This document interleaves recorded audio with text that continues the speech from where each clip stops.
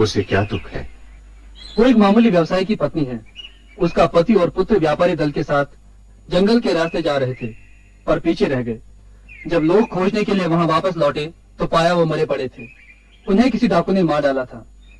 उनकी उंगलियां कटी हुई थी, जिससे लोगों को विश्वास हो गया है कि ये काम एक अंगुलीमाल नाम के भयानक डाकू का है, क्योंकि वो अपने शिकार की उंगलियां काट डालता है। मैंने इस डाकू के विषय में लोगों को बातें करते हुए सुना है। आनंद, क्या तुम उसके संबंध में कुछ जानते हो? भगवान, कहते हैं कि वह ज्ञानी पिता का पुत्र है। उसने खुद भी तक्षशिला में शिक्षा प्राप्त की है। लोग कहते हैं कि वो एक अत्यधिक प्रतिभाशाली विद्यार्थी था, परंतु कुछ सहपाठियों की ईर्ष्या के कारण उसे ज्ञान का मार्ग छोड़ देना पड़ा और उसने अपराधी जीवन अपना लिया। राजा के सैनिक लंबे समय से उसका पीछा कर रहे हैं, पर वो इतना चालाक है कि उनकी पकड़ में नहीं आता। इस तरह से उसे कभी नहीं पकड़ा जा सकता। सैनिक भाले और चाबुक के बल पर लोगों को कुचल तो सकते हैं, मगर उनका आचरण नहीं बदल सकते।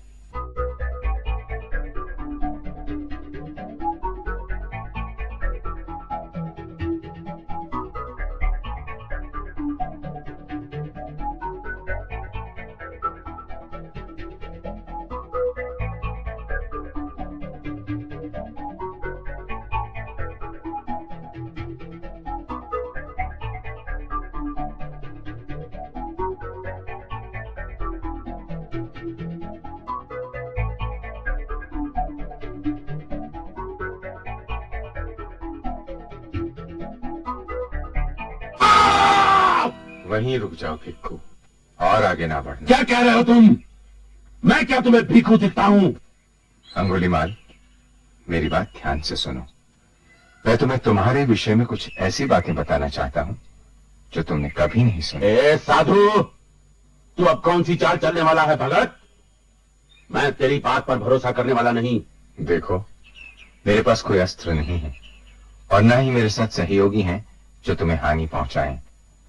तुम बहुत देर से छिपकर मुझे देख रहे हो और जानते हो कि मैं सच कह रहा हूं। मेरा यही अनुरोध है कि तुम मेरी बात सुनो। ठीक है, बोलो। तुम्हें आश्चर्य हुआ जब मैंने तुम्हें भिक्खू कहकर पुकारा, परंतु मैंने ऐसा इसलिए कहा क्योंकि तुमने कभी अपनी आत्मा की ओर नहीं देखा है। कभी यह अनुभव नहीं किया कि तुम्हारे भीतर कहीं एक भला आदमी भी है जिसमें दया की भावना है, ठीक उसी तरह जैसे कोई भिक्खू चाहता है। बक बक बंद करो। मेरे समूचे जीवन का उद्देश्य है लोगों की हत्या करना और समृद्ध होना। जीवित लोगों का मेरे लिए कोई मतलब नहीं है। फिर भी मैं कहता हूं, समाज और लोगों के बीच तुम्हारा स्थान है। समाज? क्या जानते हो तुम समाज के बारे में? तुम स्वयं एकांत में रहने वाले हो। पीड़ा और अपमान के बारे में तुम जानते ही क्या हो? शायद उतना नहीं जितना तुम जानते हो। मैं जानता हूं कि तुमने बहुत दुख सहे हैं, मगर इसका हल ये नहीं है कि तुम लोगों के जीवन में दुख पैदा करो और अपने लिए नर्क का मार्ग तैयार करो। सोचो, किसी आदमी की हत्या करने के बाद क्या तुम्हारे मन में ये इच्छा नहीं हुई कि तुम उसके शव के सामने खड़े होकर रो? और कितनी ही बार इस जंगल के भयानक एकांत में तुमने अपने आंसुओं को नहीं रोक लिया है? और अभी वो कैसे बाहर आने के लिए संघर्ष कर रहा है। उसे बाहर आने दो अंगुली, उसे रोको मत, आंसुओं को बहने दो, उसे मत रोको।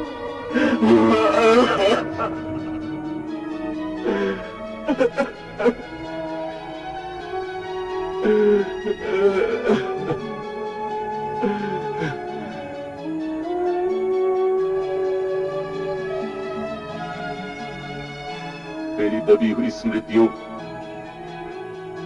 आंसुओं और पीड़ाओं को मुक्त करने वाले तुम कौन हो? क्या अधिकार है तुम्हें?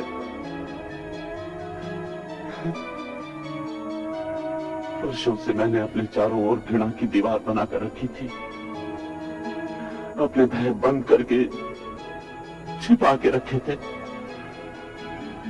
तुम पास आए और अपने कुछ शब्दों और एक स्पर्श से ही उस दीवार को तोड़ दिया।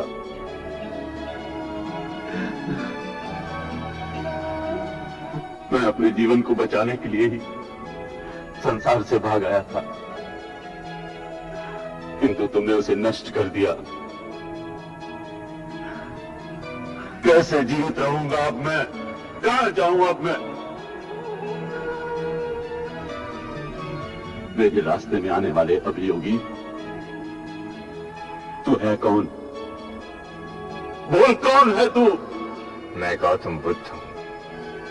मेरी शरण में आओ, वही तुम्हारा उद्धार है।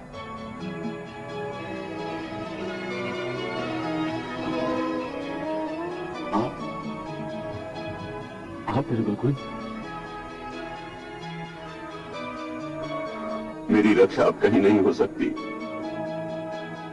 मैंने इतने पाप किए हैं जितने कोई तो जीवन में भी नहीं कर सकता।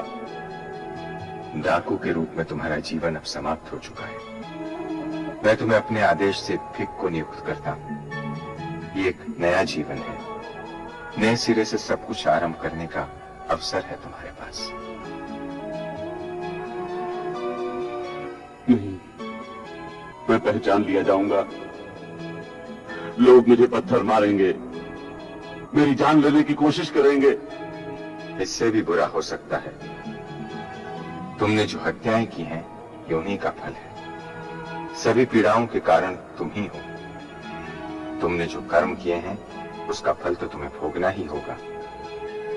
जब तक जीवन चलता रहता है, कर्मों के फल भी मिलते रहते हैं। क्या तुम्हारे भीतर उन्हें स्वीकार करने का साहस है? हाँ भगवान, जिस नर्क में मैं जी रहा था, उससे तो कोई भी स्थिति अच्छी हो सकती है। तो फिर आओ अंगुलीमाल, फिर से मनुष्यों के संसार में लौट चलो। महावत अंकुश से हाथी पर नियंत्रण पाता है, किंतु भगवान बुद्ध दया से